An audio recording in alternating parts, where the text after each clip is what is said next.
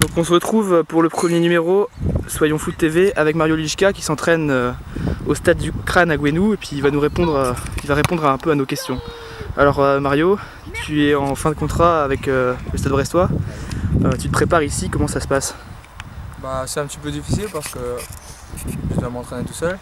Donc ça fait déjà quasiment 2 mois que je m'entraîne tout seul. Et, heureusement j'ai des copains ici à Gouesnou, donc ça passe mieux.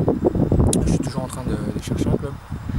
Est-ce que tu es toujours déçu par la décision du Stade Brestois de ne pas te prolonger au Stade Brestois? Déçu, non, c'est la vie, c'est le foot, c'est tout à fait normal. Chacun a droit à faire des choix et voilà, c'était le choix du club. Un point c'est tout. Comme je dis, je suis footballeur. Ça fait 11 ans que je fais ce sport-là professionnel. Donc je prends ça comme c'est et comme je dis, il n'y a aucun souci de ce côté-là. Comment tu as ressenti au stade l'ovation un contrat pour Lichka? Ça c'était vraiment quelque chose d'extraordinaire parce que je suis fier d'avoir une telle relation avec le public brestois et je le remercie beaucoup pour ça. Que retiens-tu de ta période brestoise? Surtout de bons souvenirs. Nous, pendant les 3 ans qu'on était ici en famille, on se sentait très bien ici, on ne s'est plus, on s'est fait beaucoup d'amis. Et voilà, le club, c'était surtout les supporters qui m'ont fait passer le temps vraiment magique, je dirais, parce que c'est le plus important, c'est ça, ce sont des émotions, c'est le foot, c'est le stade. Et là, j'ai tout trouvé. Alors je sais que tu es passé faire un essai à Arles-Avignon, comment ça s'est passé? C'était pas un essai, c'était juste parce que le coach il m'a appelé, il aimerait bien me signer à Arles-Avignon.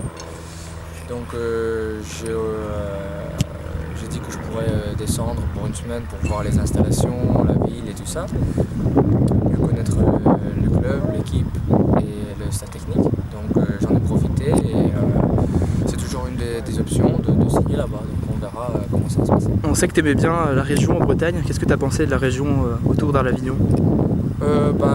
Pendant la semaine que j'étais, il faisait très très chaud, donc c'est sûr que le climat il change et c'est bien. Mais la ville elle était très belle, donc comme je dis, j'ai fait juste un petit peu le centre-ville d'Avignon, mais j'imagine que c'est une belle région aussi, donc de ce côté-là, il n'y aurait aucun souci aussi. Est-ce que tu as des contacts avec d'autres clubs? Oui, il n'y a pas que Arles-Avignon bien sûr, mais ce sont que des contacts et tant qu'il n'y a rien signé, je sais qu'il n'y a rien n'est fait.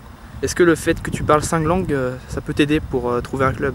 Oui, bien sûr, parce que déjà je suis habitué, expérimenté, je change beaucoup de pays déjà, je parle 5 langues, donc je suis capable de m'habituer assez facilement, je dirais, m'adapter. Et voilà, donc même si je devais aller dans un pays dont la langue je ne parle pas encore, je ne serais pas contre, je pense que la base je serais toujours capable.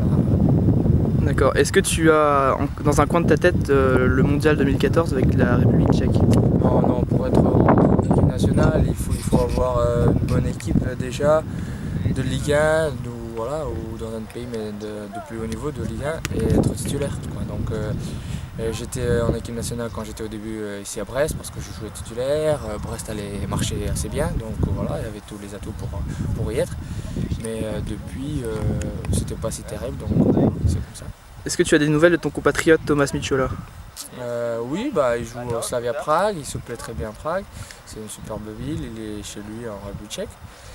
Et c'est un bon club, un super joli stade avec de bonnes installations, donc côté foot il n'a rien à se plaindre. Et voilà, il a toujours un an de concurrence et on verra comment ça va se passer. Est-ce que tu auras un petit mot à dire aux supporters brestois? Surtout merci pour ces 3 années, je ne vais jamais les oublier, c'est sûr. Comme je dis, une relation entre moi et le public magnifique. Et je leur souhaite juste qu'un jour ils arrivent à avoir un club vraiment professionnel au plus haut niveau, celui qu'ils méritent. Et peut-être aussi un jour de s'installer justement en Ligue 1, mais dans une base régulière. Donc, voilà. Est-ce que tu penses que le Stade Brestois peut faire une bonne saison? Oui, il peut, bien sûr, pourquoi pas. Pourquoi pas, tout est possible. La preuve c'était que la montée en Ligue 1 il y a 3 ans, donc pourquoi pas, tout est possible. Très bien, merci Mario. De rien.